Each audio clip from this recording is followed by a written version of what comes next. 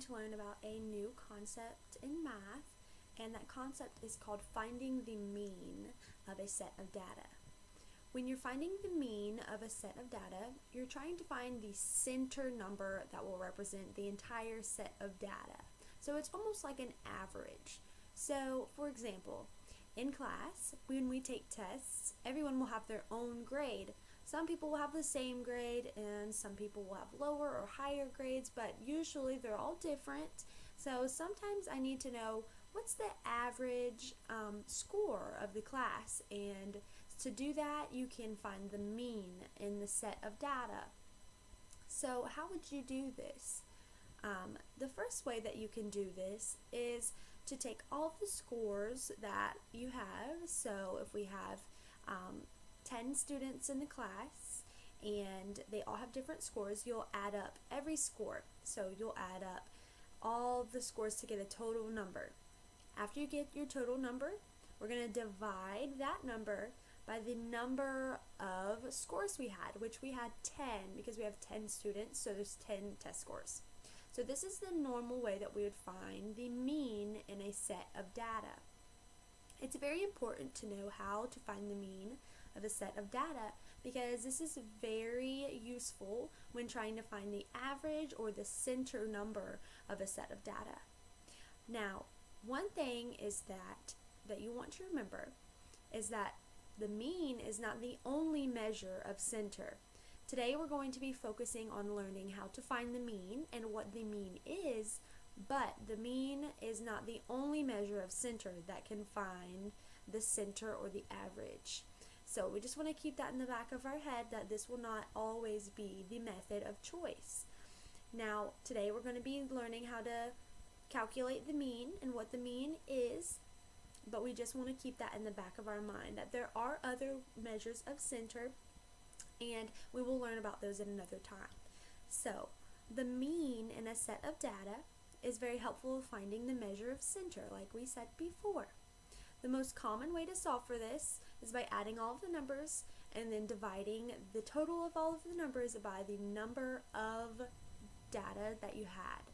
So, what is the mean? The mean is not going to be described as a formula. So if someone asked me, hey, Miss Casper, what is the mean? I wouldn't say, oh, you just add all of the numbers and then you divide. That's not what a mean is. That's how to solve for the mean. So we want to make sure that we know exactly what the mean is. Now the mean is the measure of center. It's that center number that's in the middle of all of the numbers. So let's find an example for this. An example of how to solve for the mean. Right here I've provided a data set, and these are going to be the test scores that I described earlier.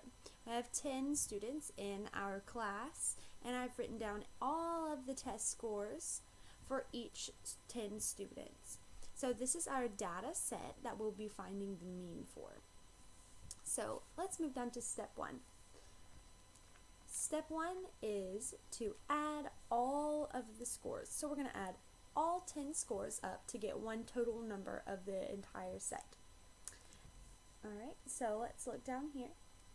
Right here I've added all of the scores up, and the total is 688.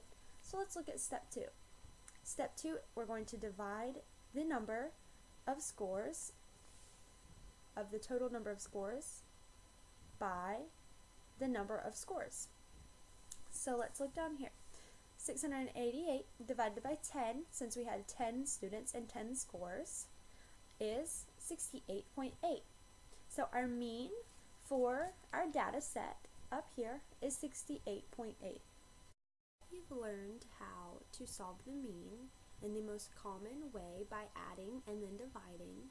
I will show you another strategy of how to find the mean. The strategy is called leveling off. In this strategy, we will take units from other groups in the groups that have more items and give them to other sets to make an even amount of sets. So we're going to take items from larger sets and give them to the smaller sets until all of our sets are even. Once we find that one even number when they're all balanced out, that will be our mean. That final number will be our mean. So let's take a look at the strategy.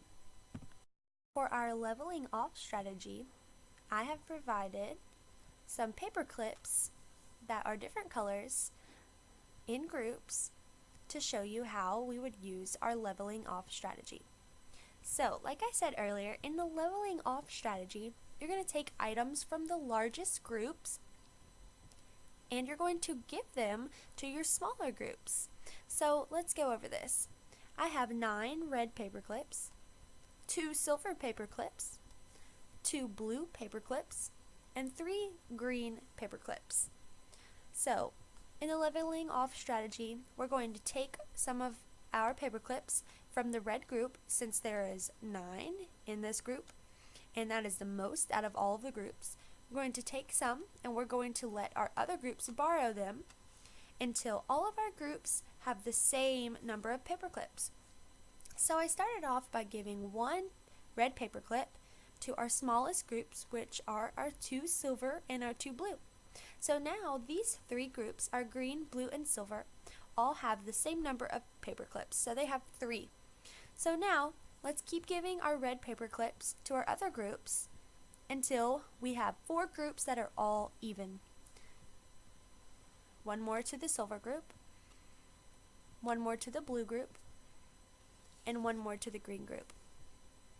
So now each of our groups of paper clips have 4 paper clips. This leveling off strategy shows us that 4 is our mean. As you can see here, each group is left with 4 paper clips once we have taken from the bigger group and given to the smaller groups.